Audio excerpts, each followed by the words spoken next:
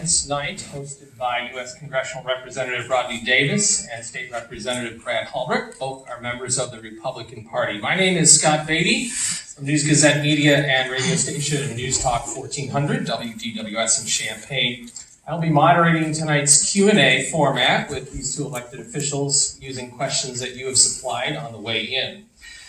Mr. Davis resides in Taylorville and represents the 13th Congressional District in Illinois, which encompasses much of Champaign-Urbana and extends west and then southwest all the way to the St. Louis metro area. He was first elected to his seat in 2012 and is serving his fourth term. Mr. Hallbrook lives in Shelbyville and represents the 102nd District, which includes the southern portion of Champaign County, along with areas to the southeast and southwest. And he is serving his first term in this seat, although he's been a state representative previously. We'd like to extend a big thank you to our host tonight, Parkland College, its administration, led by Dr. Tom Ramage, and the staff who have facilitated this here. I'll explain our format in just a moment, but each representative now would like to make some brief remarks. Well, first off, thank you to Representative Hallbrook, thank you, Mr. Beatty, and thanks to Parkland Community College once again for hosting this event. And thanks to all of you who have decided to come out and talk about issues that are important to all of us. And for me, it's a privilege to serve this district.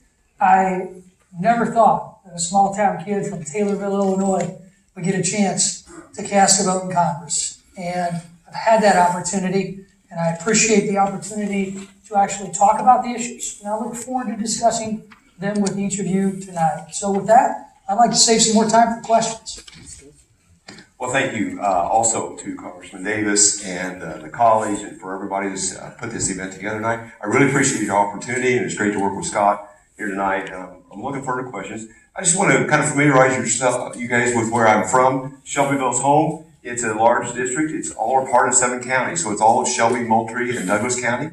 Like Scott said, the southern half of Champaign with most of Edgar, and it has a little corner of the southwest part of Vermilion and the southeast corner of Macon. So it's a rather large district, and so I really enjoy these kind of opportunities to get out and to visit with everybody. So thank you. All right, well, tonight's format is pretty straightforward. We will be asking the questions of the representatives submitted by audience members as you entered here tonight.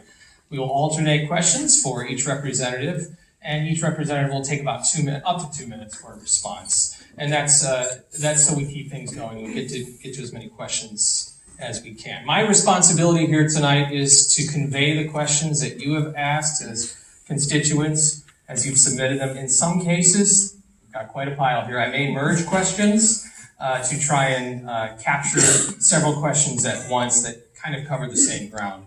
I may also ask the representatives for elaboration to an answer or clarification. Neither representative has seen these questions yet or screened them ahead of time. Now, in order that we may get as many questions as possible, just ask that you would hold any response you may have or until the end of the event, and so that we can get through as many as things. And it's no doubt that there are many opinions here in the room tonight and many feelings and thoughts on a lot of issues. But the encouragement here tonight is to have an open conversation that's respectful. So with that, we'll start with the light topic for Congressman Davis, gun control.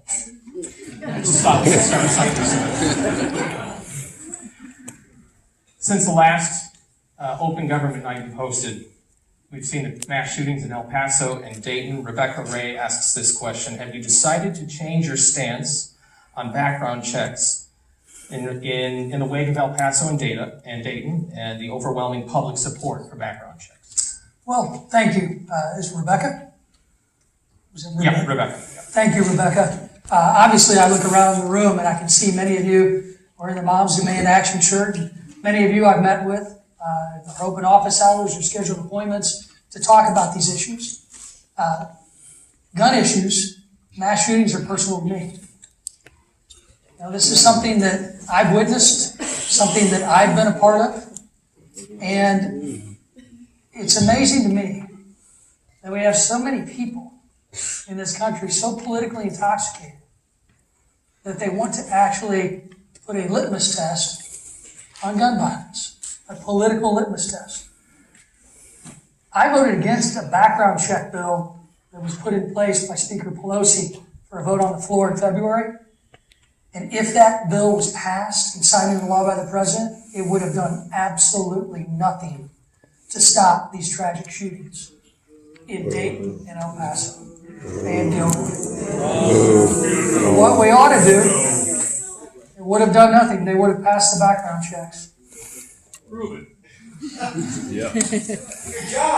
It's called facts. I'm sorry if you disagree with facts. What we ought to do is pass my red flag bill. So you dodged a bullet, that makes you an expert. Be respectful. Folks, let's let the representatives answer the questions. That'd be a good idea. You know what's amazing to me is you have somebody so politically intoxicated that would say, so you dodged a bullet. I didn't know there was a political litmus test for people who are gun violence victims. Would you have the audacity to say that to a survivor of El Paso or Las Vegas or anyone else? But you do here, and that's what makes political rhetoric what it is today, and it makes the environment what it is today. And sir, I certainly hope you may take a step back when you get home and you realize that anybody who survived a mass shooting is a gun violence victim. Because you're a Republican member of Congress doesn't make you a witness and everyone else is a victim, unless you're intoxicated by politics. I think, Congressman, to be clear, the question was, has anything in your stance changed since El Paso Dayton? No, I've actually led on the issues of fixing our broken background system with the Fix NICS bill that we passed. I did not like the Democrat version of the background check bill in February. It would have done nothing again to prevent these shootings. They passed the background check. But if we don't have a bill, if we don't have laws in place that can allow law enforcement to actually remove after due process is given to protect the constitutional right to bear arms of every single American, if we don't have a process, then we are missing the boat to be able to have that due process. As a matter of fact, that's why I co-sponsored this bill months ago. It's been over 130 days since my colleague John Katko introduced that legislation, and Speaker Pelosi has yet to put it on the floor. That's devastating. What's in it specifically? Yeah. Representative Hallbrook, a question for you. You've talked about state separation from Chicago. This is a question from No tits on the Virgin Mary. in Champaign.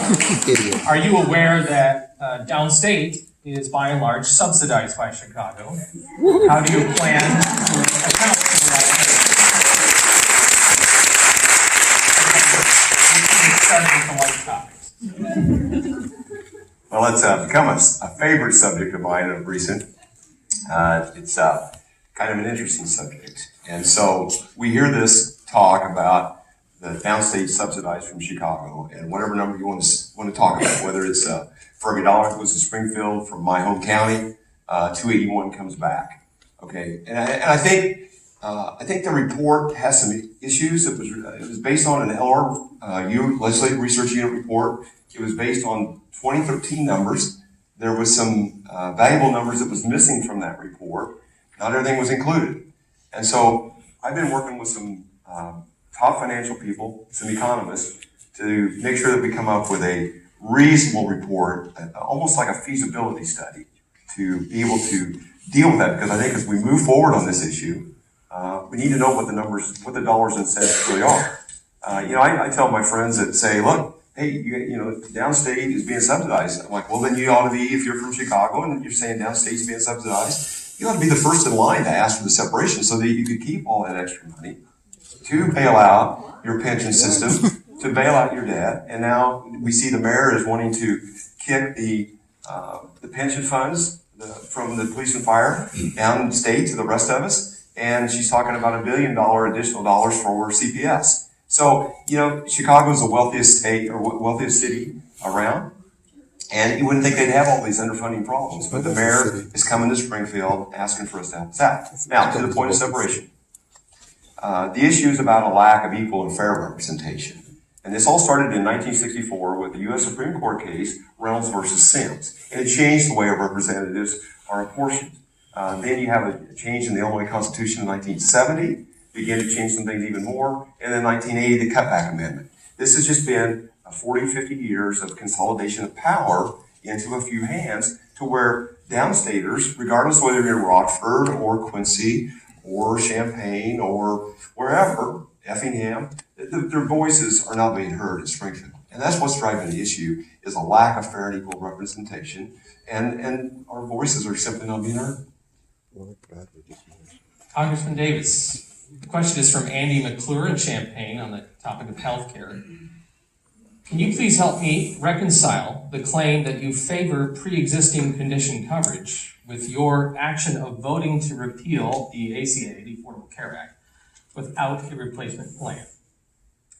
We actually had a replacement plan. That was the bill that I supported. Matter of fact, the Congressional Budget Office scored that bill. If you didn't have a plan, they wouldn't be able to score the bill.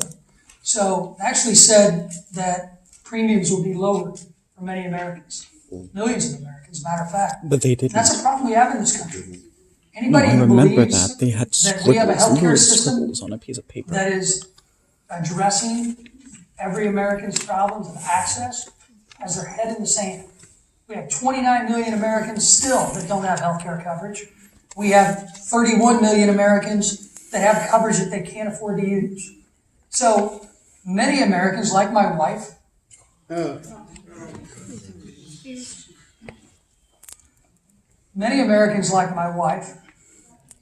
have pre-existing conditions. So if you have coverage that you can't afford to use, God help you if you get diagnosed again, because that's like having no coverage at all. However, the bill that I supported has specific language that would make sure that pre-existing condition coverage was protected.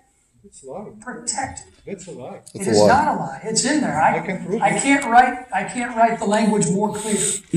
Now, if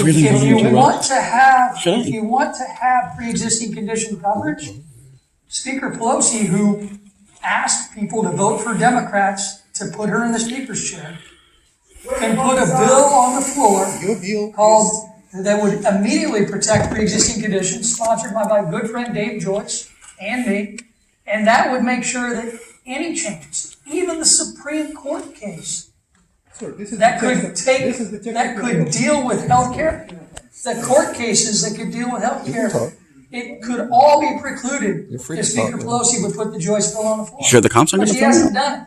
And if you voted for a Democrat to vote for Speaker Pelosi to run the House of Representatives, you should be ashamed that she has not put a vote on the floor. She has not put a single health care vote on the floor. You know, Mr. Davis, I remember the news coverage of that bill that you're talking about. It wasn't a bill, it was a bunch of scribbles on a piece of paper. Please, we are trying to get as many questions as we can in. That's disrespectful. Representative Holman, this is from Skylar Roll, I believe, and a topic that is important to people here in this area, school tuition. What is your plan to address the loan crisis for college graduates? The loan crisis. Well, I'm not sure what the loan crisis might entail for some. Whether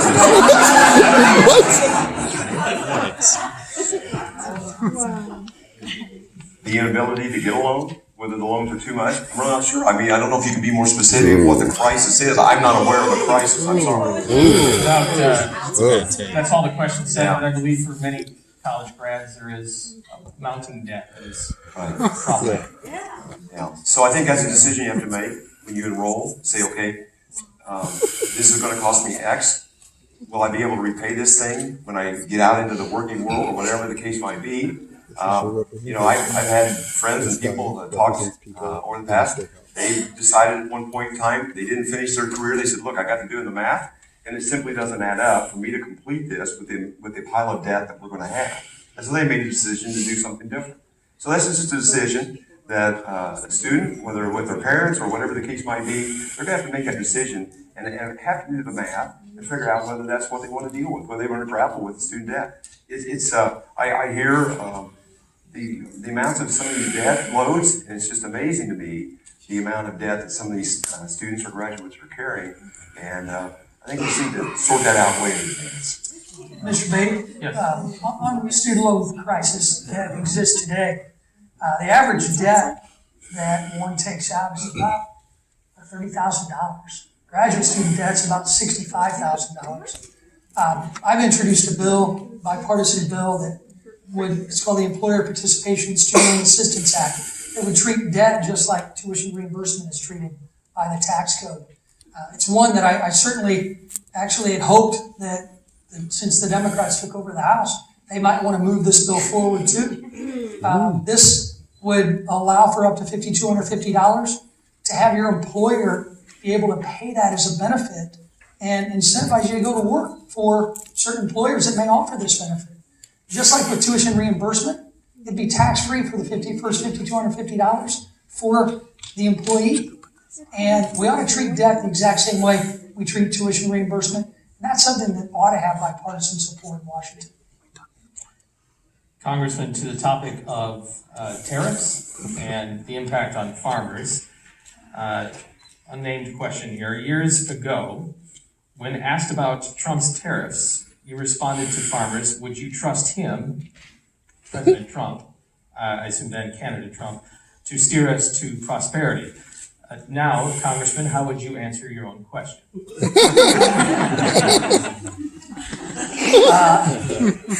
I'd like to see where that quote came from, but I can show you. when it comes to tariffs, when it comes to where we are as a country, we are in some of the most prosperous economic times that we've had in our nation's history.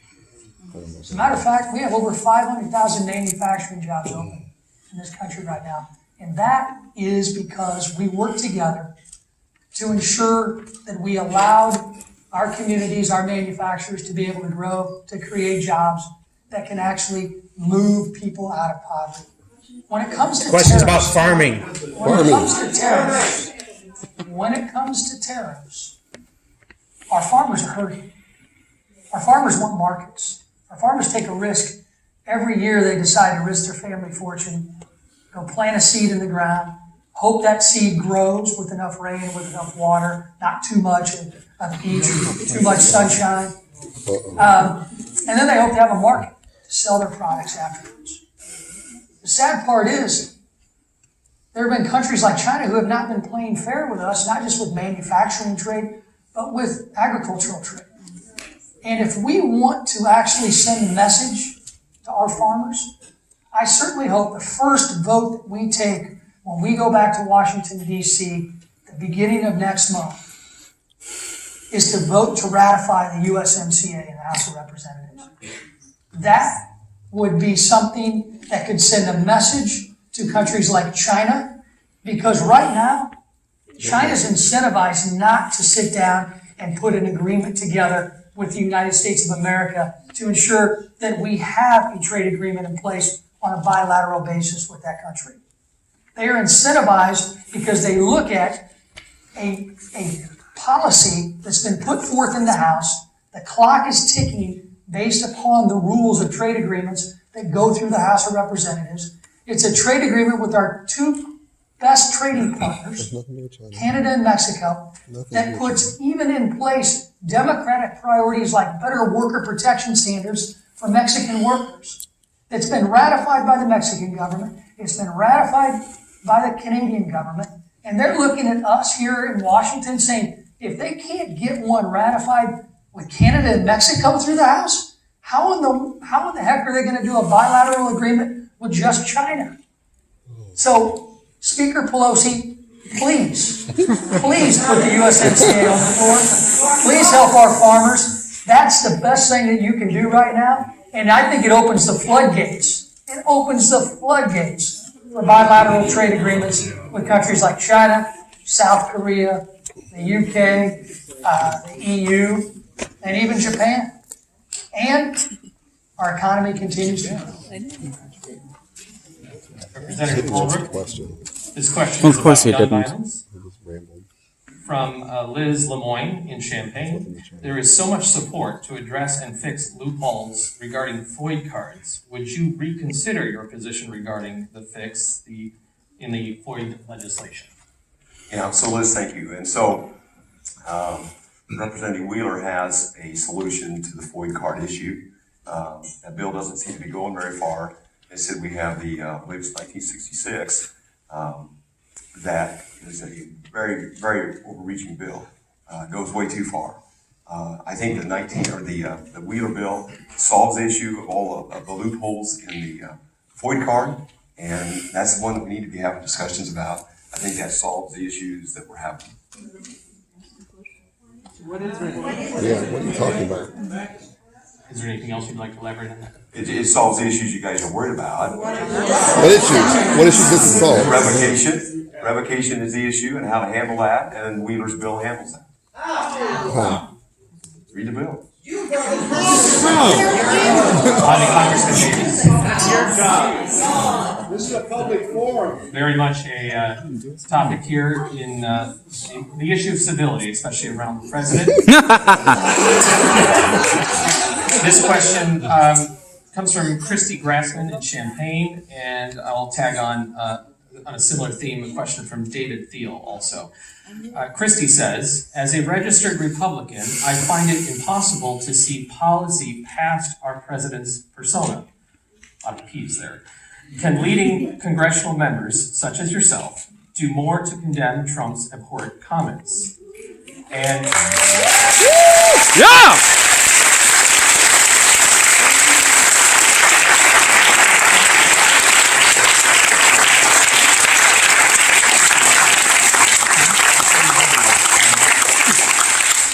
from David, he says, how is it that you have yet to publicly rebuke Trump for demonizing your fellow Congress?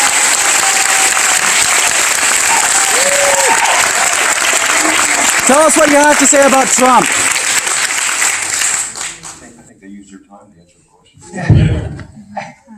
I don't think we're gonna get a good delegate slate for the Trump campaign out of this room tonight. Look, Bad joke. you can say whatever you want about my condemnation of uncivil behavior, but it's been with everyone. It's been bipartisan across the board. Oh my God.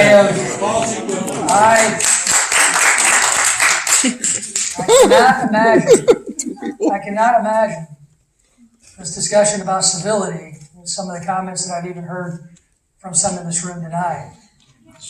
It's a frustrating time. We're asking about Trump. Yeah, we're It's a asking about you. frustrating time to have a president who was duly elected by the American people. He lost the popular vote by just under 3 million I votes. don't think the president was duly elected, but I believe in elections. I believe that elections matter. I believe that elections have consequences. And President Trump was duly elected and sworn in as our president. I enjoy working with President Trump and his administration. He enjoys it. Put positive solutions forward. The president, I wish, would tweet less and govern more. But I wish everybody in government and politics would tweet less and govern more. I've said numerous times, I certainly wish that he would not single out some of my colleagues. They're duly elected by their constituents, just like I was, just like Representative Halbrook is. These are civility, the questions on civility. When have you said that? Can you show us when you said that? I bet they can in the back, because they're the ones that ask me. So, in the end, we can have a government in Washington that decides to have members of Congress of both sides respond to social media, or we can sit down and work in a bipartisan way and come up with America's solutions. That's why I'm proud to be the 50th most bipartisan member of Congress, 435. Conversely, our Senate colleagues in Illinois are 78 and 89 respectively. So, you want solutions? I offer solutions. We can have discussions about what's on social media, but in the end, none of us are going to stop the president from tweeting, but none of us are going to stop Bernie Sanders from tweeting out that Republican policies kill people. They literally do. They do. That is exactly a rhetoric problem from people who are too politically intelligent. It's a literal fact. Yeah, it's democracy. You don't like that, huh? The next question, I'll start with you, Representative Holbrook, but it's directed at both of you on the issue of gerrymandering, and it could affect both of you, especially with the upcoming census. Do you think there is a problem with gerrymandering, U.S. level or local district boundaries? And if no, why not? And if so, what will you do to mitigate the problem? That is from Tom in Champaign. Yeah, so it is a problem. The district I serve, I laid it out, is all a part of 7 counties. It's over 2 hours long from one side to one corner to the other. From Oconee Township, Herrick, Oconee, Illinois, all the way to Fairmount or Ogden. That's over 100 miles from one to the other. And it's very difficult to represent that area. We're getting it done. We're having traveling office hours. I'm trying to get the township and town board meetings to try to do that. You know, we have an office here in Southwest Champaign and one in Shelbyville. So it's a real problem. It's this situation to where the elected officials pick their constituencies, what's going on. That's a really unfortunate situation.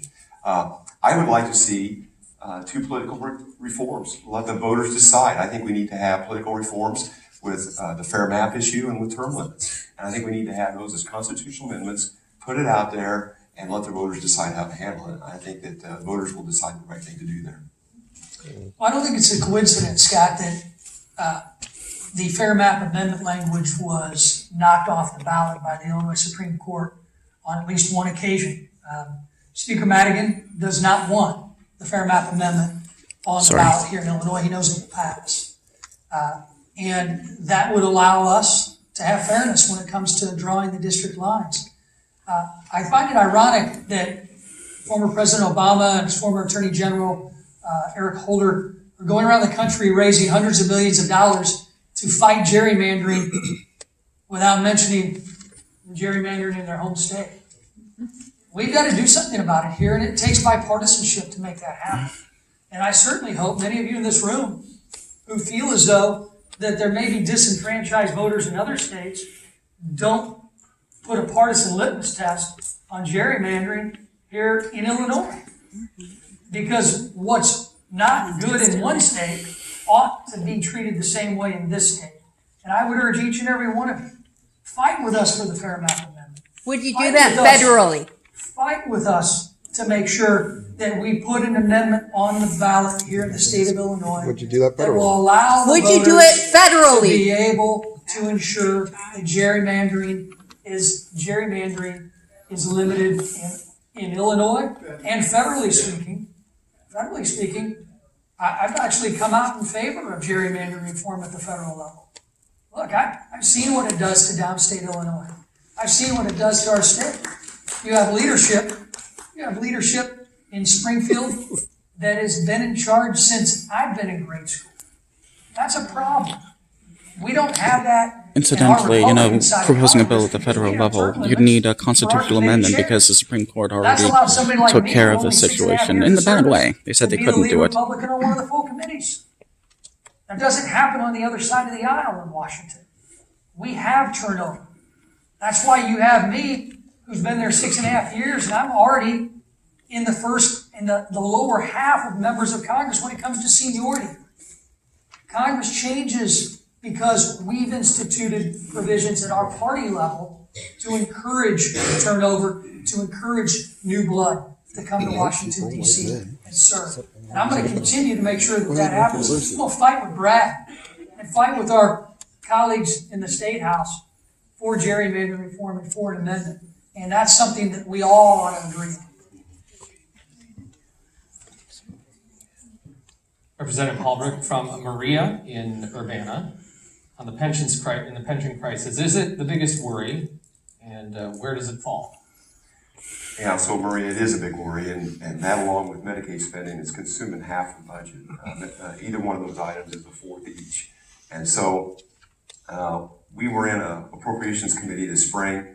3 of the 5 budget chiefs or pension chiefs were in, and the TRS, which is the biggest one, basically told us some really interesting numbers.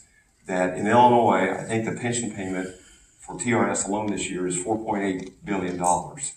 If we were in situation where we were funded at 90 to 95%, the payment would be about 1.2 or 1.3 billion dollars. So in Illinois, we're spending over $3 billion additional on a payment that's still not keeping up. We're falling behind 15, 18, $20 billion a year overall, the 5 state pension systems. And those are billions of dollars that we could be going to fix roads without raising gas tax, 19 cents on gasoline and diesel at 24 cents. But instead, we didn't do the right thing 30 years ago, and so now we're having to make up that. He talked about it. He used the word insolvency, and that's a scary word when you start talking about insolvency in these pension funds. And so we've got to reform that system to make sure that the checks don't run out. My concern is that the system will soon start to cannibalize itself to where we're not adding to the principal, we're not earning a return on that, and the principal balance is being consumed to make the payments. What comes in today goes out today, and that's a risky situation to be into. This is not the fault of people who are now depending on that pension. They paid in. It's the state that didn't. Yeah. So let's be clear. Nothing in my statements has put the pension issue on the workers. I've never said that. I've said we didn't do the right thing, meaning those in Springfield, the elected officials didn't do the right thing. The inter-pension time bomb of the middle 90s was to have this issue fixed. And the time bomb is going off today. The ramp is backloaded. It's hitting us with these horrible payments that we can't make. And that's not you folks' fault. Anybody that's worked, a teacher, state employee, whatever the situation, that's not your fault. Okay? They made promises in Springfield they couldn't keep. And now, me and my colleagues are coming in to try to mop it up. And the deck is stacked against us to try to come up with a solution. Again, I believe that any worker, retired or still working, what they've earned, they keep. But the simple solution to this is new workers have to go into a new system. Industry figured this out dozens of years ago, 2-3 dozen, 20, 30 years ago. They figured it out that defined benefit programs or plans is unsustainable. It's too costly.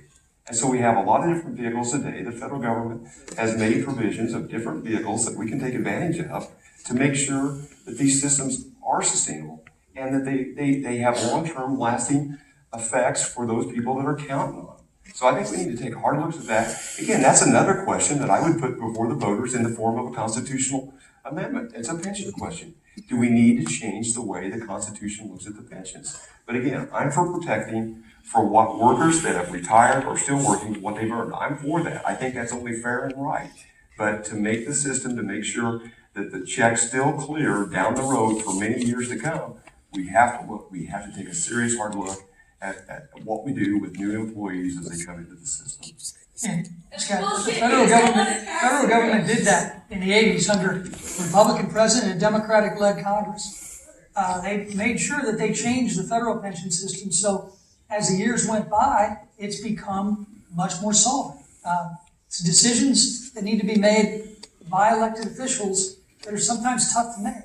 But it's the same thing we hear in Washington every time we try to say we want to save Social Security and Medicare for those who are actually on it or about to be on it. But if you want to save it for our kids and your kids and grandkids, then we got to do something to make sure that system's going to be solvent in the future. And that's where we need everybody. That's where we need everybody to come together and ensure I just don't know enough to that we can comment. do that and we can tackle the drivers of our debt too. Did the tax cut? Well, the tax cut do that? Congressman, the question of immigration and children. This is from Fanny in Champaign. How will history judge our current government's policy for, sorry, the handwriting here. How will history judge our current government's policy of separating babies from parents seeking asylum? Well, it's a tragic situation that could have been solved last in July of 2018, when those of us in Congress voted for a bill that would have outlawed any family being separated at the border, unless, of course, I think even those that are most opposed to this can agree that if you suspect human trafficking, you got to separate people, right? If you say no, then you probably don't want to debate this issue with me. We would have codified into law no family could be separated. We actually provided a path to legal status for our DACA kids and our dreamers. We also fixed the broken immigration system that we currently have. That costs too much, takes way too long for people to get through that are actually going through the legal process. And you may not agree with me, but I think we need a border security structure. What's the number of the people? And it would have fully funded a border security structure on our southern border. Let me put it in perspective. If you don't think we have a problem with our southern border, ask yourself, from March, April, May, and June of this year, over 400,000 apprehensions at the border. That is 5 cities the size of Champaign. How many of those people were violent? How many of those people were criminals? The size of Champaign. And if you don't think that's a problem, How many of those people were fleeing so violence? politically intoxicated, then you are part of the reason why. That's part of the reason why we don't have immigration solutions. Because the issue has been hijacked by the far right and the far left. They don't want to solve the problems. Zero Democrats voted for the bill that I just talked about. Seemed like a good bipartisan bill to me. Not enough Democrats voted, not enough Republicans voted for it. 0 Democrats, only 112 of us voted for it on the floor. I bet you if you asked a lot of my colleagues on both sides of the aisle, they'd love to have that bill up for a vote again. I bet you they would. Very disappointing that it didn't get done. And frankly, I certainly wish that this was a big issue for the last administration. And for a couple of years, they had 60 votes in the Senate, and they had a pretty overwhelming majority in the House. They could have got it done, but they didn't do it. We actually did it. We did it when Republicans were in charge, and not a single Democrat voted for our bill. That's tragic. It's cruel and unusual. Representative Hallberg. This is from Sarah. Please explain your no vote on the Illinois Firearms Restraining Order. This legislation, known as Extreme Risk Protection Order, addresses when someone is a risk to themselves or others. If it incorporates due process and does not result in a criminal record on its own face unless an actual criminal conviction occurs. Yeah, so that's an interesting question, interesting debate, Sarah. I guess I wasn't really sure about the protections in due process. All that stuff is kind of always troubling when we start talking about taking folks' firearms away from them. They haven't been convicted, and they have to go through a lot of trouble, a lot of expense to get their firearms back in those kind of situations. And so I think that the due process, that's my position. Did you read it? Did you read the bill when you voted on it? Because that's not what it says. Would you answer the question? Same topic. This is from Aaron in Savoy, Congressman. I guess not. The question of background checks and red flag laws. A recent analysis of every mass shooting between 2009 to 2017 that found in 51% of those, the shooter exhibited dangerous warnings in advance. Will you support legislation to prevent mass shootings and reduce tragically high rates of gun suicide with expanded background checks, H.R. 8, and red flag laws? Well, I already voted against H.R. 8 because it would have done nothing to... It would have done nothing to stop suicides? And we also, I'm a co-sponsor of the red flag bill that John Katko, my colleague from New York, introduced, working with my good friend Susan Brooks. Look, I agree with Brad. I really believe in the constitutional right to bear arms in the Second Amendment.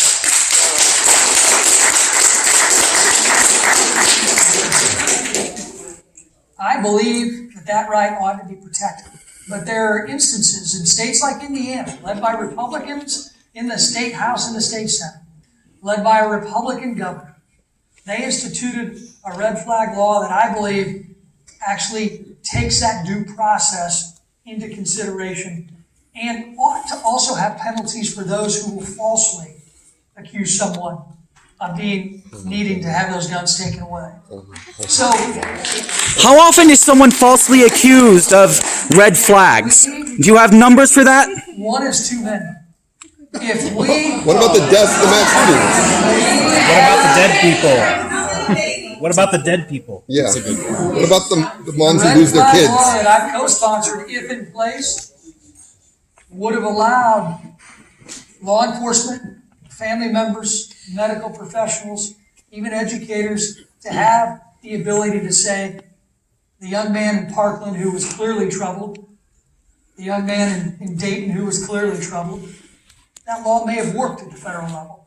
Maybe you should And that's why I explain that to the co-sponsored, and that's why I representative think that who's bill, on ours.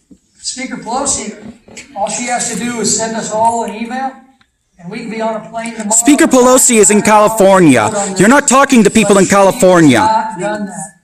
And that's what's frustrating, because many of the issues that you want addressed can be addressed very quickly by just calling bills like our red flag bill to the floor.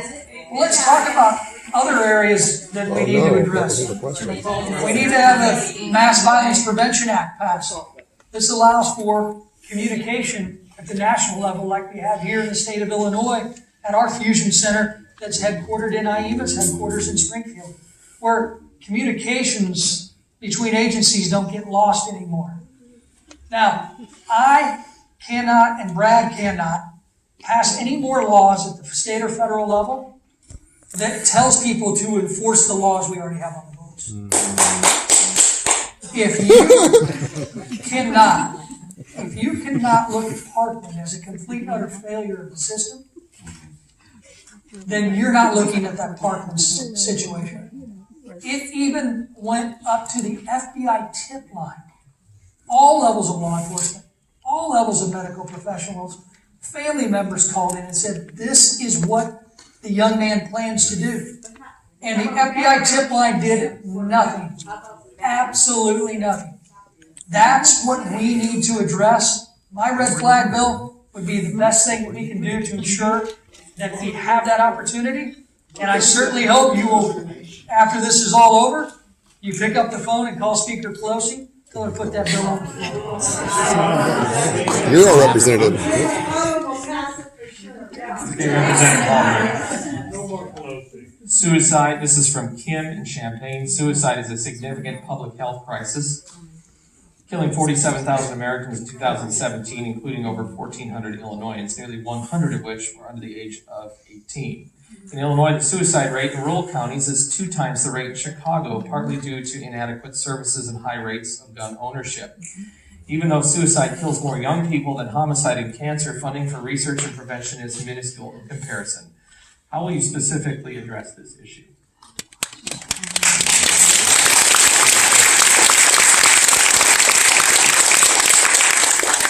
Well, that was quite a question, and I guess the question is about suicide. I heard guns in there, so I'm really not sure what the direction of the question was wanting to go there. But How you address the rate of suicide, particularly in rural counties. Yeah.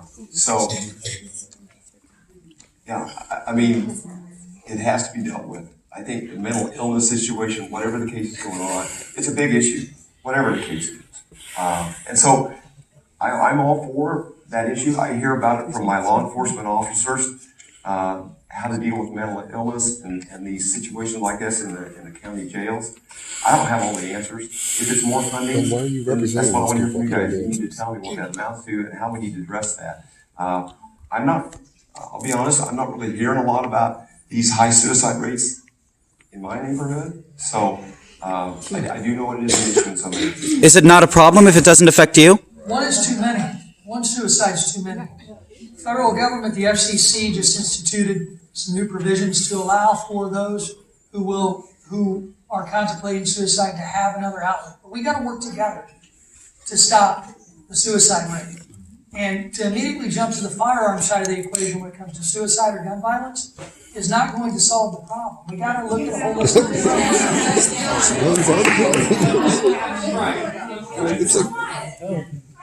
Congressman, this question for you from Cameron Robb.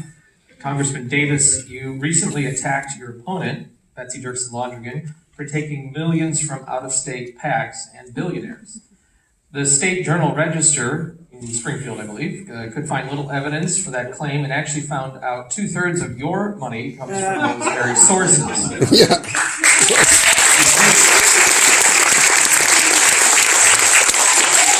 Is this sort of attack hypocritical? Well, I guess that came out of fundraising email solicitation. So if you don't like the fundraising email solicitations, I can show you where the delete button is on your computer. Wow. You don't care if your campaign lies? Great answer. Is J.D. Pritzker a billionaire? We're not talking about David. I'm not asking about him. Billionaires, there are billionaires that have funded Democratic campaigns, including my opponents, from places all throughout our country. What's it got to do with you? It's the hypocrisy of my opponent. What hypocrisy? Literally, what hypocrisy? The hypocrisy of saying, I'm not going to take any corporate PAC dollars, and at the same time taking millions from the Democrat Campaign Congressional Committee led by Nancy Pelosi. Nancy Pelosi, there you go. Ding, ding.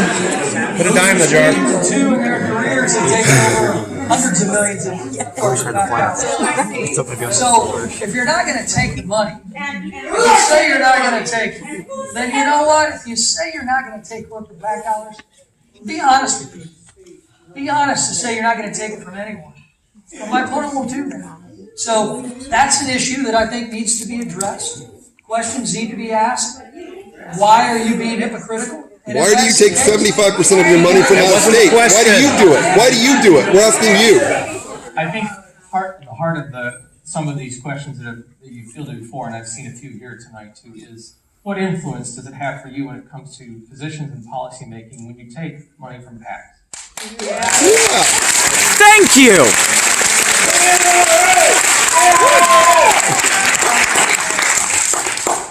I'm a member of the NRA. Give them money. That's the problem. Boo. Wait, if you're a member of the NRA, does that mean that you're taking money from Russia too? Please allow the congressman to make it an answer to the question. My vote is never for sale.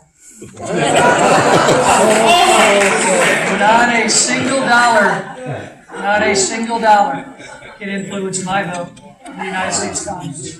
Then why not take the money from the people that live in aisle 13 instead of New Jersey? I think that's a question you ought to ask my opponent.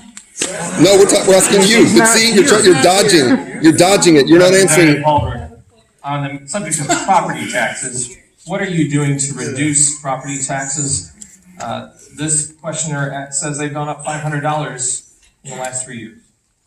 Yeah, well, that's a great question, and I have done stuff to reduce property taxes. In fact, the representative from here in Urbana was a co-sponsor with me on a piece of legislation that affected property taxes at the township level. And what it was, it would put in a provision to cap funds, township funds, with the exclusion of a construction fund or a capital fund at 2.5 times the average annual expenses of the last 3 years. We see where we have townships with a large residential or commercial base. It's not a rural township. They've been able to accumulate large amounts of cash. And so in one township, my home township, in fact, was able to reduce the levy. They reduced it 33%. As a result of that, they rebated back to the taxpayers, the property owners of my home township, $735,000. And that's real money. I know in other townships up in the north, they've been able to reduce, and I don't know that they've actually maybe given money back or sent it back to taxpayers, but they were in a position to where they could reduce the property taxes because they were right at that threshold. And so, or maybe just getting ready to bump over it. And so they were saying, hey, look, to keep from bumping over that, we're going to reduce our property taxes. Now that's at the township level. And I know for some, I think in my home township, I think that property taxes for the township's about 13% of the overall tax bill. But again, we need to have meaningful property tax reform. I was just looking at a home on the way up that in Sevierville, Tennessee, 4,000 square foot home, almost $600,000. The real estate taxes on that home in Sevierville, Tennessee, and it's a beautiful log home in the mountains, was less than $1,400. Yeah. If that home was here, the real estate taxes would be $7,000 or $8,000. We don't want to be Tennessee. And so, I've been to Tennessee, I've been to Smoky Mountains. Many of you hopefully have traveled through there.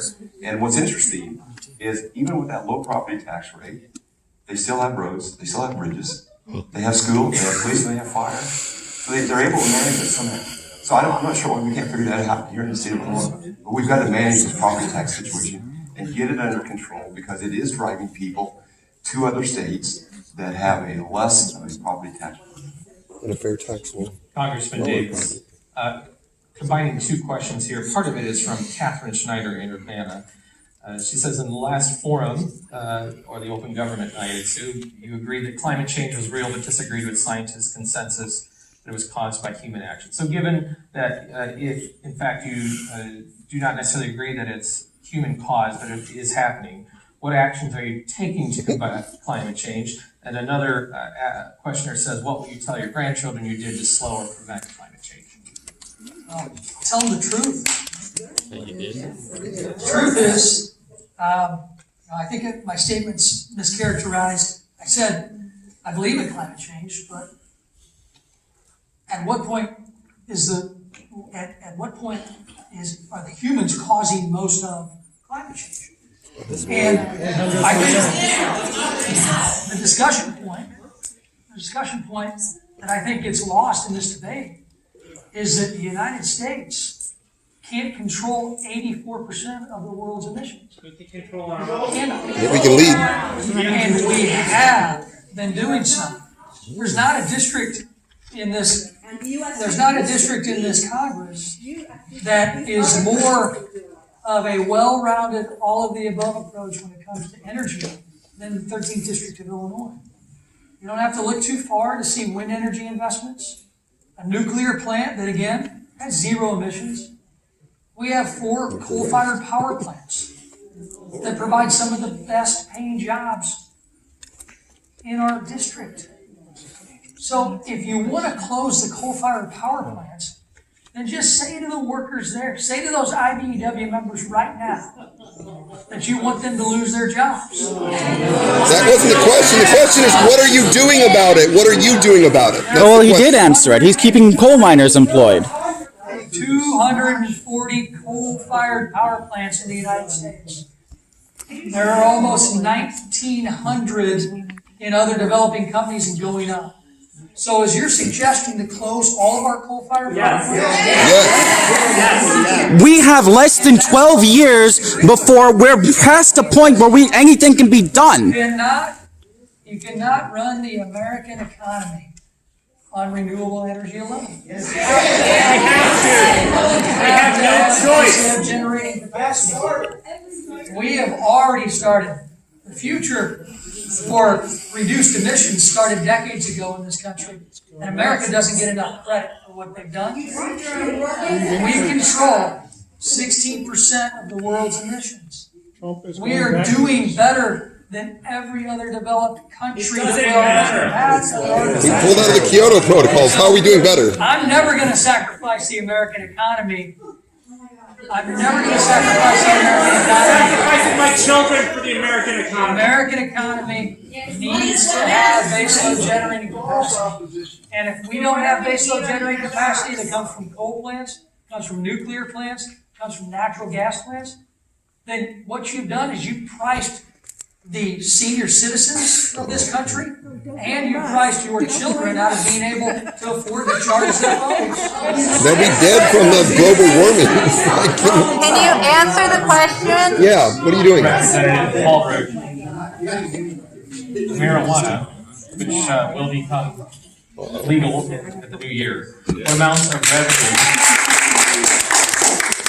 what amount of revenue will be going to local state governments and just local governments, and is any of the revenue going to aid law enforcement and recovery programs? Yeah, there will be some revenue for that, and I'm not going to be able to tell you the percentages and the breakdowns, but I know there will be. My concern about recreational marijuana, I voted against that. You know that. I think the social implications and the cost of society will far outweigh the potential revenue that we're going to receive back for local law enforcement and other and treatment programs or whatever the case might be. I do believe, I'm going to touch on medical cannabis just a moment. I do believe there's some properties there in that product that is very helpful to people in certain health conditions. And so I think we need to watch that and see where that goes. Again, I'm not voting for that, but I think there is some properties. I've talked to parents of of young children and others that are seeing positive results of using the different products from that. So I think there is some positive benefit from it. I hear from people that have traveled to Colorado and other places where marijuana is legalized, and it has changed the landscape of those areas dramatically. It's not the same Colorado that it used to be, and not to a positive stance. The societal implications will go far beyond what we'd hope to have good come from that. Would you be willing to elaborate on what those societal implications are? Yeah.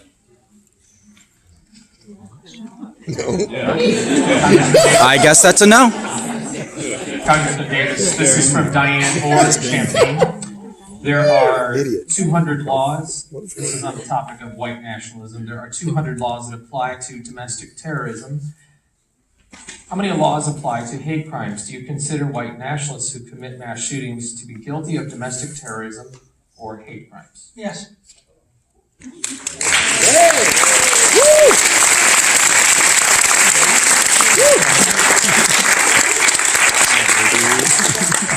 Same topic. Amy in Urbana asks, what strategies and specific tactics can we employ to combat white nationalism, sponsored violence, and terror? Number one, I think either white nationalists, anyone who commits a crime of humanity against another individual just because of the way they look, the way they Both sides worship, white nationalism. we need to make sure that we come together as a country to stop the spread of this vitriol and hate.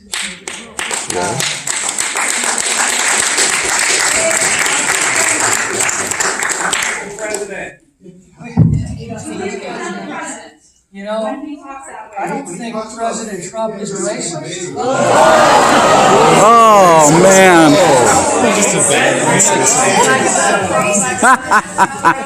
Oh my gosh. Did you want to elaborate more on white nationalism, terror, and violence? What we need to do is make sure that we have a bipartisan working relationship in Washington to realize that hate shouldn't have a political litmus test either. We need to make sure we condemn white nationalist behavior. We need to condemn behavior from those in places like Portland, Oregon, that are attacking people because of their political beliefs. Hate is hate. The people who are attacking the white nationalists, I guess. And it all needs to be addressed. Domestic terrorism needs to be an issue that we have to focus on. And I certainly hope that the Congress, the House, the Senate, and the White House can come together to make sure that we deal with domestic terrorism.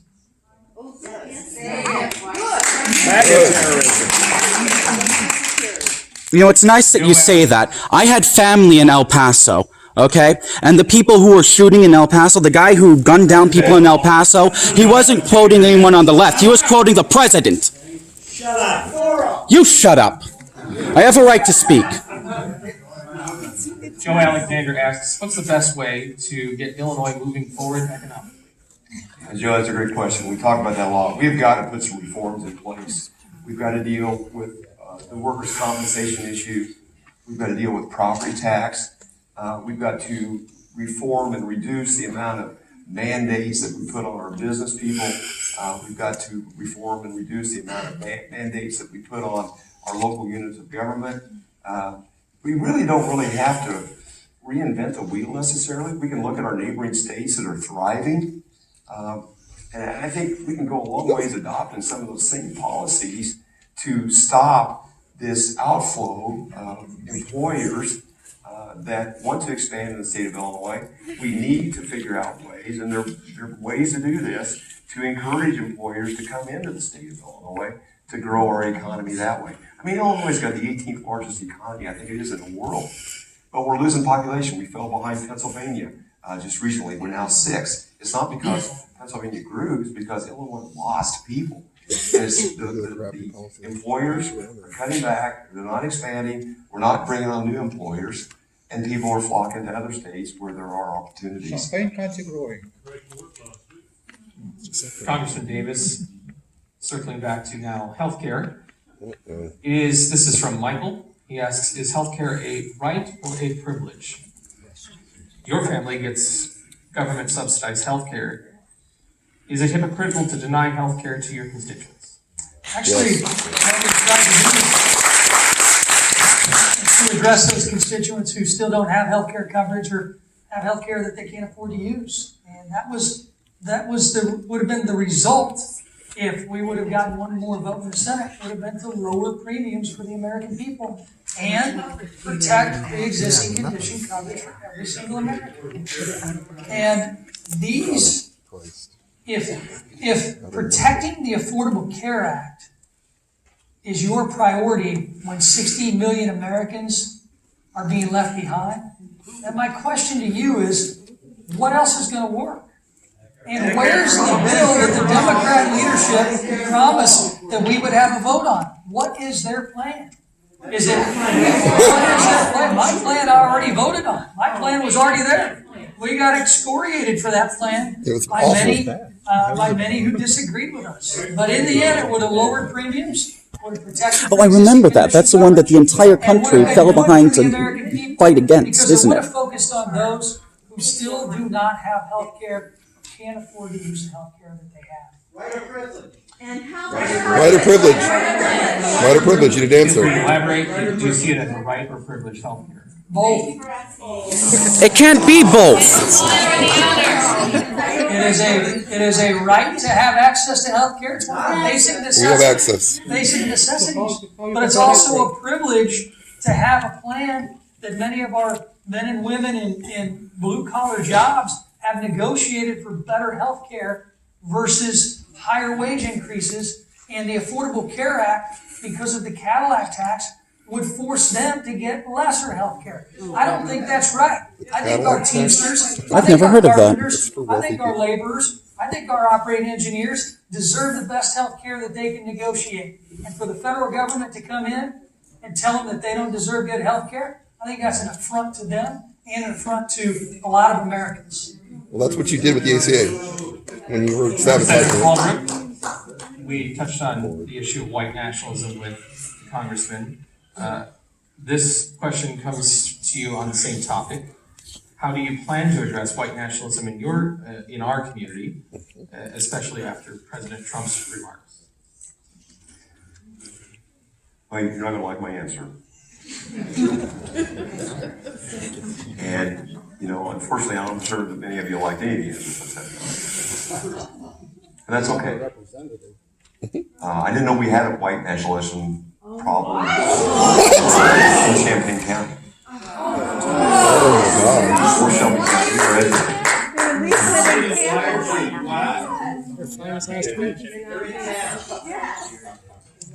Just to be clear, you don't believe there's an issue with white nationalism? I think there is an issue with it. I think a congressman has laid out his thoughts and his plans. I think we should work with our congressman to figure out and work with them at the federal level. I think that's where it needs to begin. This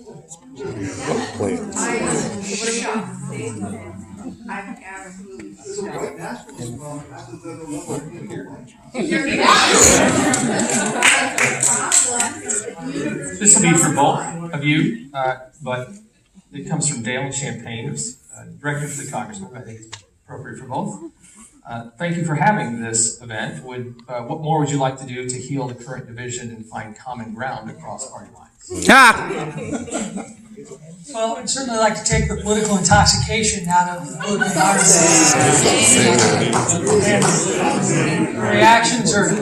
Reactions are exactly what.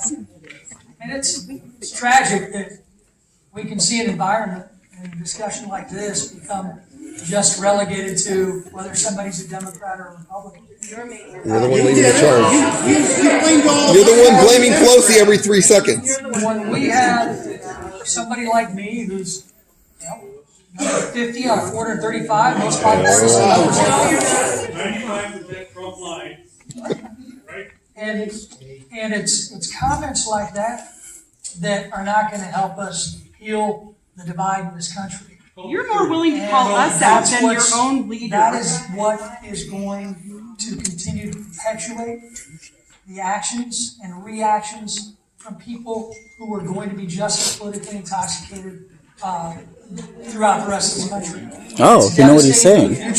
of this country. It's devastating for our children and grandchildren to see this, and I certainly hope that we can be voices of change. You've made comments about people in this audience I do several see a times. tone this evening. setter, and matter of fact, that's something that I've tried to do since I got to Washington. I try to get to know every one of my colleagues, and I want them, number one, to know who I am, and I know who they are, who they represent. They were sent there by their constituents. I may not agree with their stances, but their constituents sent them there, just like my constituents, the 720,000 people that I represent, sent me to Washington to represent them with my viewpoints. So I have faith in the American people. I have faith in the American form of government that was set up by our forefathers to give us the greatest country in the history of the world. And I have faith that we can overcome the hate and the vitriol that comes from many in this room who criticize the president for doing the same thing, and from others who I wish would tweet less and govern more. Others. What? Repeat the question, Yes.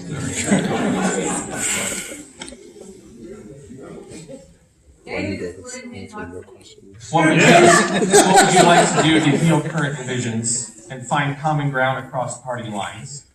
And I guess as it pertains to the state of Illinois.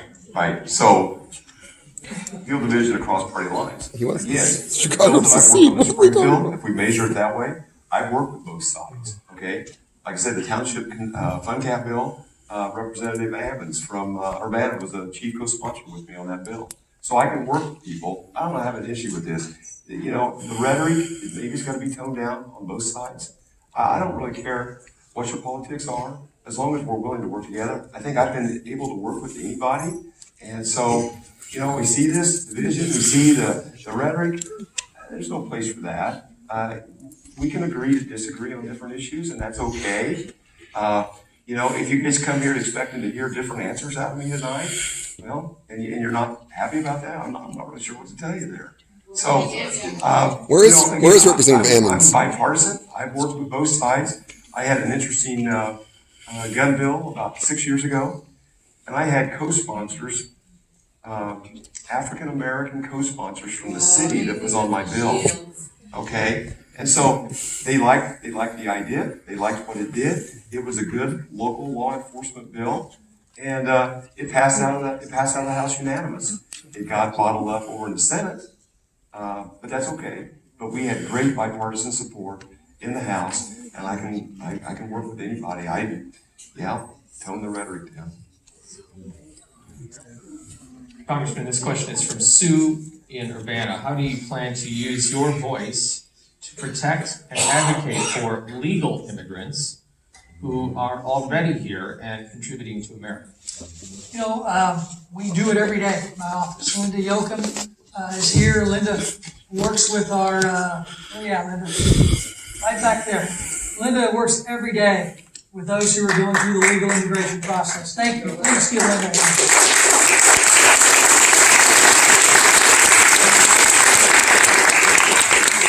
I'm very proud of the work she does. I'm very proud of the work our office does, helping over 5,000 cases the constituents have brought to our attention get rectified and get closed.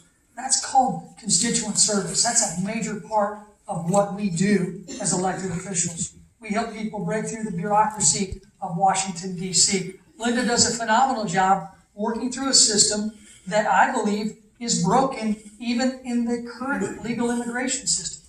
Anyone who's gone through the process to become a naturalized citizen knows it takes too long, it costs too much, and we need to make changes. I had a meeting today with somebody who was adopted in the post-Korean War era.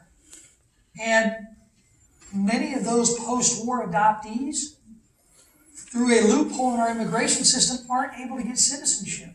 These are the things that we need to fix. These are some of the things that we tried to fix with the immigration bill I talked to you about earlier. But instead of common sense bipartisan solutions that bill would have done, I mean, imagine. You had a border security wall, you had fixing our current immigration system, you had a path to legal status for DACA kids and dreamers, and it codified into law that no family could be separated at the border. That seems to me to be a pretty good four-pillar bipartisan agreement. What And happened we to the didn't have Senate bill that was bipartisan that the president would not sign because Stephen Miller told him not to? Yeah. Excellent.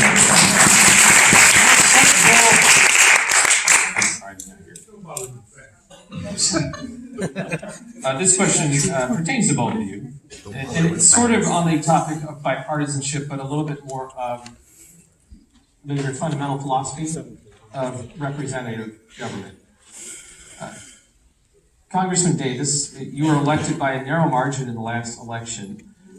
Do you believe you were fundamentally elected to represent your own positions or to represent the positions of a diverse and perhaps divided district? Well, being the 50th most bipartisan member of Congress, the House of Representatives clearly shows that I represent everyone in this district. Those who may have disagreed with me when I first ran for office and still disagree with me now, that's okay. That's why we have elections. But I'm going to continue to be the same person I was when I asked for your vote in 2012 and got it. And we're going to continue to represent this district in the House of Representatives until these districts are redrawn when it comes to 2021. That's the pledge I made when I ran for this office in 2012. It's the pledge I've made to voters each and every time when I've been reelected on 4 different occasions. So we're going to continue to be who we are. That's what representation and representative government's all about. We have 700,000 plus constituents in the 14 county district that I serve. There's a lot of diverse thought. There are a lot of people on my side of the aisle that disagree with me on some of the issues that I tackle in Washington, D.C. And that's okay. I don't mind divergent opinions, but we all have to come together in the end and pass bipartisan bills, especially in a divided government, to get things done. And that's what I have a track record of doing. That's what I have a track record. That's what I anticipate my future record is going to continue to do. So thank you for the question. So I think I'm good fit for the district, 102nd. It's a mostly rural district. The largest town in the district is Paris, about 88 or 900 people. We have townships that have 90 registered voters, and then we have townships on the southwest of Champaign that has dramatically more than that. And so I think I'm a good fit for the district. I think I represent the needs and interests. I don't know that you're going to find a candidate or a representative or a senator that's going to be elected by 100% of the people. It's just not going to happen. So, I want to keep talking about the issues that are important to protect the Constitution, to protect taxpayers, to grow the economy, to make Illinois a great place for people to raise families, to work, to build a business, to grow a business, to have a farming operation, whatever the case might be. And those are the values that I represent and bring to Springfield. And I think those are very representative of the people that live in the 102nd. Congressman Davis, from Corinne and Champaign, other countries have just as many people living with mental illnesses as we do. Why do so many fewer people die elsewhere in mass shootings? Yeah. Good question. I assume proportionately. I think we have a major problem of undiagnosed mental illness in this country too. Oh. I think over the years we've taken opportunities away from people to get treatment that they need and deserve. That's tragic, and we ought to work together to make sure that doesn't happen in the future. What about gun laws? I believe the question was, do you believe mental illness is contributing to mass shootings? Yes. And if that is true, then why are other countries able to limit mass shootings? Yeah. I agree that we also, and I answered the question by saying, I believe we have an undiagnosed mental illness problem in this country because there are many who may have never gotten access to treatment, but anybody, I believe, who picks up a gun and decides to, because they're depressed, because they're angry, because of whatever, they decide to pick up a gun and to rectify what's wrong with them by killing others, You're obviously mentally ill. No. They're hateful. Representative Holbrook, Bigger than other states, I guess you'd say. on the topic of Chicago leaving Illinois, Oh, God. from Kenneth Wilkening in Savoy, how do we get rid of Chicagoland from Illinois? Can downstate secede, or does Chicago have to leave? I need permission to do that. Tennessee. I've never seceded myself, so Yeah. I don't know. Succeeded or seceded? Please We don't. hope you succeeded. So, there is a constitutional pathway. It's under Article 4. Oh, this is Section 3 of interesting. the U.S. Constitution. There is a pathway to do it. It has happened 4 times in the history of the United States. Most recently was West Virginia from Virginia. And all the 4 different situations, or all the 4 situations have been somewhat different. The situation today is different. The current process that's underway is very similar to New California and other efforts all across the United States. This isn't unique to Illinois. There's other states that are involved somewhere in the process. New California's been going on for 3 years. And so the process is quite simple.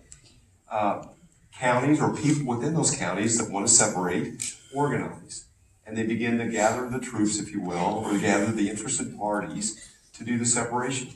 Once a certain number of counties have organized within the state of Illinois, or whatever state is wanting to separate, they will declare independence against Illinois. At the same time, grievances will be written, published, and read about why the reason for separation. It's not just because they want to. There's grievances. That's just part of the process.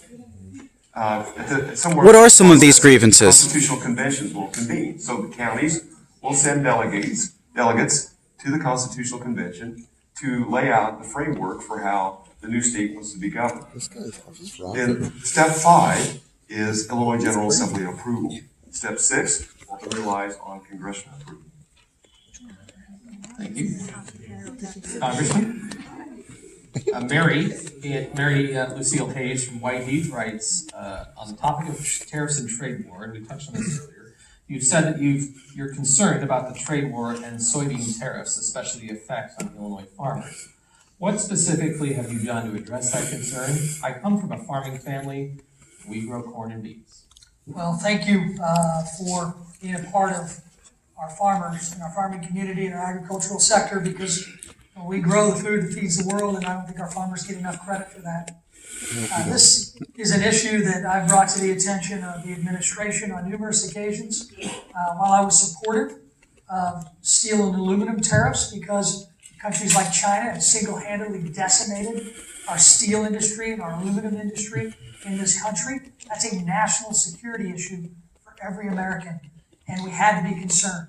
But at the same time, I've said I don't believe the tariffs that have been proposed and threatened by this administration are working the way that the administration wants them to when it comes to agriculture. The good news is the Trump administration backed away from tariff threats with China. But again, the best thing that we can do to help our farmers is to pass the USMCA. That's nothing to do Let's put that agreement in place, and it puts the pressure on China to come to the table and get an agreement with the United States. Right now, they know if we can't get leadership in the House of Representatives to put the USMCA on the floor, they're not going to get a bilateral deal passed through the U.S. House of Representatives with China. And Canada and Mexico are our 2 greatest trading partners. We ought to be able to have this updated NAFTA that is a campaign promise delivered upon by President Trump and his administration. It implements many provisions that Democrats have asked for years in things like better worker protection standards for Mexican workers that all of us want. Mexico's already approved it. Canada's approved it. Let's get it done. And then the pressure goes back to China and other countries for us to do bilateral agreements. That is what's going to help our farmers the most. Not doing anything.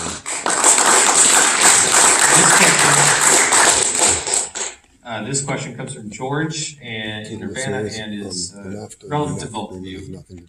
Could you name at least one specific position or policy that departs from Actually not great. the Republican Party platform?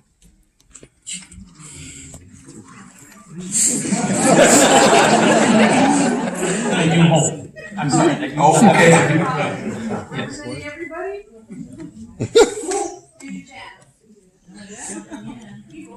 You going first or me? Look, I don't think we have enough time left this evening or for the next one to talk about bills that I've worked on and implemented. Matter of fact, when it comes to medical marijuana, that's something I've supported. You look at statistics, opioid rates go down in states that have approved medical marijuana as a viable use prescription in states like Illinois. I've supported that. I'm a states' rights person. I do believe when states decide, either through the legislative process or through the ballot process, to do things like legalize recreational marijuana here in Illinois, that we ought to make sure at the federal level we don't infringe on that right. Oh, really? You can't be for states' rights just when you agree with the issue. I'm for states' rights, making sure that we have the ability for the legitimate businesses that are going to operate in Illinois to use our financial systems and our banking system in this state.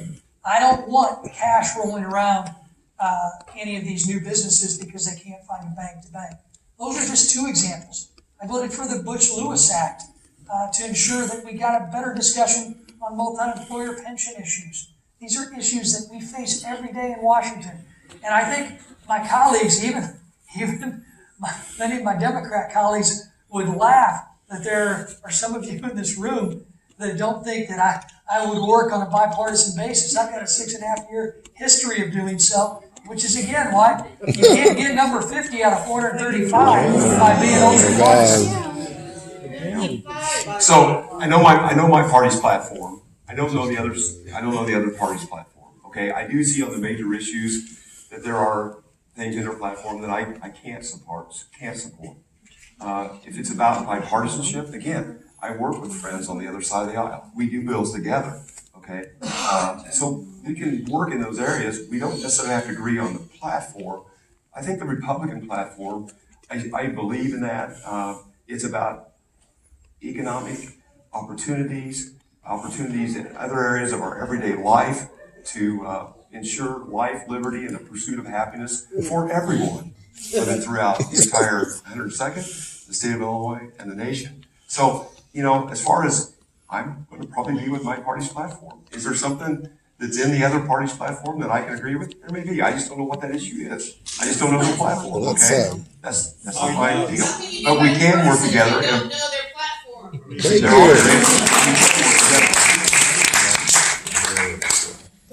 The issue of healthcare, Congressman from Deborah and Champaign, what are you going to do to deal with Big Pharma when insulin is $410 a month and I believe it says AR-15 is $395 a month? There is a problem.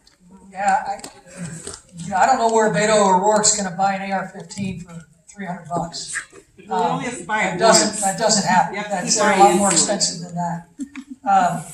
But the bottom line is, this administration, the Trump administration, has done more to reduce the cost of prescription drugs than we've seen on any administration in the last few decades. He sped up, the Trump administration's FDA has sped up the approval process for generic drugs and generic insulin to make sure that more products get to the marketplace, which lowers the cost. We lifted with this administration, and I couldn't believe when I got to Congress that this was an issue. I had no idea that you had to, if you went into your local pharmacist and you asked your pharmacist to fill your prescription, that if he or she knew that it would cost you less out of pocket than utilizing your insurance plan, that he or she couldn't tell you that until we fixed it with the Trump administration. We lifted the gag rule. Pharmacists can now tell you what's going to be most cost effective for you. That's something that has to continue to happen. We need to make sure that we address the PBM rebate issues in this country. We need to make sure that we address the evisceration of local community pharmacies not being able to operate in communities like mine of 11,000 people. We have 0 community pharmacies any longer. And that's taken its toll on customer service and availability and price competition. But math and facts do not belie that we haven't done something, because when you look at what Medicare Part D premiums have done, they've gone down over the last few years because of many of the issues that we've addressed in a very bipartisan way in Washington, D.C. They're continuing to be estimated to go down again this next year. That means we're on the right track. That means we're doing something. Is it enough for somebody paying an outrageous amount for insulin? No, we got to do more.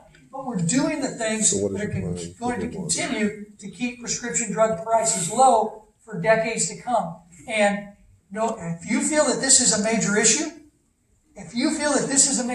for Congress to address, you cannot deny the Trump administration's actions and successes in helping to lower prescription drug prices in this country.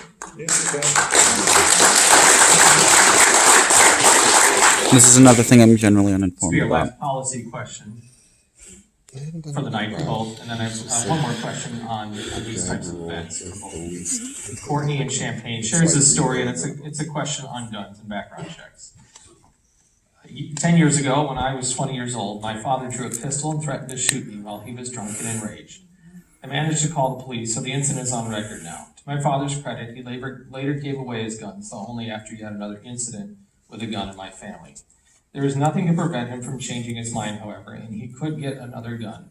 Why won't you support laws to prevent people like my dad from legally owning a firearm like the one he nearly killed me with?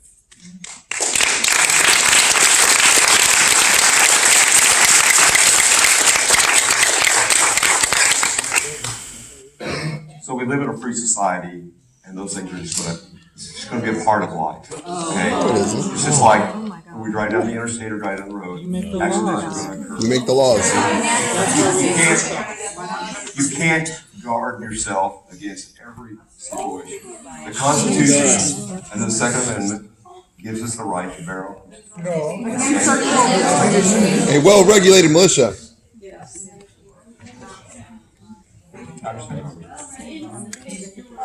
That's a prime example of the red flag law that I think Speaker Pelosi ought to call us back to implement at the federal level. We could vote in a matter of days. That could be easily where a family member can intervene and make the case, due process case, protect the constitutional right to bear arms, but make sure that they can make the case if there is a danger, and the courts, again, through due process. That has to matter. Our constitutional right to bear arms is a constitutional right, just like the constitutional right of free speech. We have to respect our forefathers for implementing these standards. Look, I've offered to many who may be wearing the Moms Demand Action shirts at meetings I've had. I had the young lady take me up on it. We're going to go to the firing range together. I want to actually teach firearm safety to ensure that people have a respect for what a firearm does, especially with our constitutional right to defend ourselves. That is something I believe in.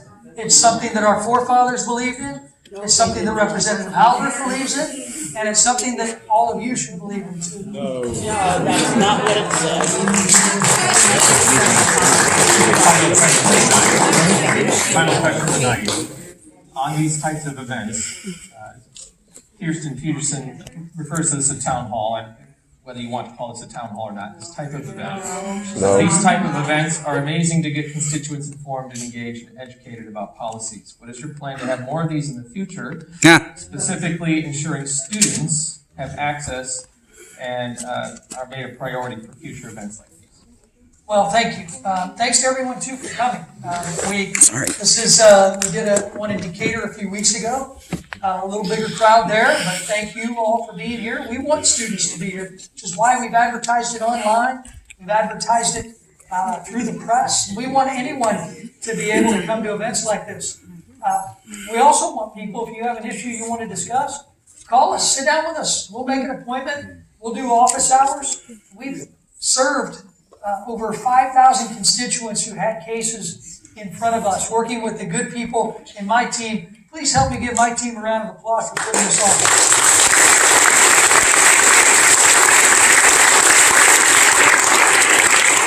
Many of you in this room who've vehemently disagree with how I feel as a representative, how I feel on issues, have worked with them, and they've given you the utmost respect to listen to your concerns, and in many cases, help you work through the bureaucracy of Washington, D.C. We're going to continue to do those things. In my 6.5 years, we've had thousands of constituent meetings in Washington, D.C. and here. We will continue to have our open office hours to allow you to come in and sit down and ask me any question you want.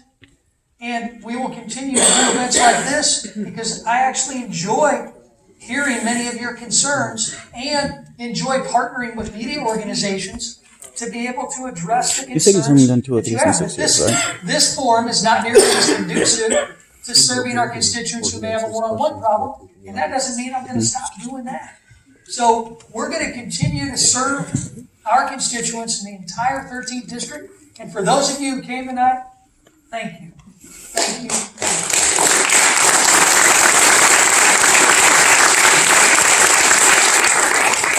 Thank you, Congressman Davis, for inviting me to be a part of this. This is the first time I've been a part of an event like this. I have been a part of 2 other town halls in this spring. We had one in Mattoon and we had one in Decatur. And I was there with 2 of my colleagues, or 3. And so it was great interaction. It was great to have, we were having crowds of, I think maybe 175 or 100 people at one and over 300 at another. And so it's a great way to hear what was on all of you folks' mind. It's been great tonight to hear what's on your mind. Again, if you desire a deeper level of an understanding, or we need to dive deep into an issue, you can find me on the web. As my LA will attest, I'll meet with anybody anywhere. We'll try to accommodate your schedule to make sure that we can meet whenever. We have an office on South Staley. I have an office in Shelbyville. And so we'll try to make those arrangements. I believe that my number one job is to deliver constituent services, whether that's an issue that you're having with Springfield, or whether you just have concerns that you want to voice, whatever that is. I constantly, everywhere I go, and tonight will be no different, I constantly invite people to come to Springfield when we're in session. People go away different. If you've never been to Springfield, people go away. I hear the responses. I had no idea what that was like over there. To come in on a session day, to go through some committee hearings, or 1 or 2, whatever you prefer. If there's people in agency that you need to talk to, we will facilitate connecting you with the right people in an agency if you have concerns or issues that we need to address. But we pride ourselves in delivering top quality constituent services. We do our level best to reply to every piece of constituent email, mail, phone calls, and so we pride ourselves in doing that. So hopefully we've done that. If I've not done that and you think that I've missed you somewhere, let me know about that. Like I tell people, if we're doing a great job, tell everybody. If I'm doing a not so great job, tell me, and we'll work on it and we'll make it better. You're doing a not so great job.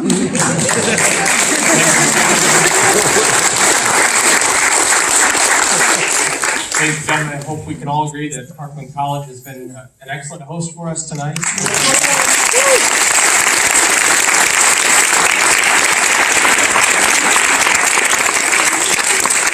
Congressman Davis, Representative Hallberg, thank you for your time. Thank you all for taking the time to listen anyway.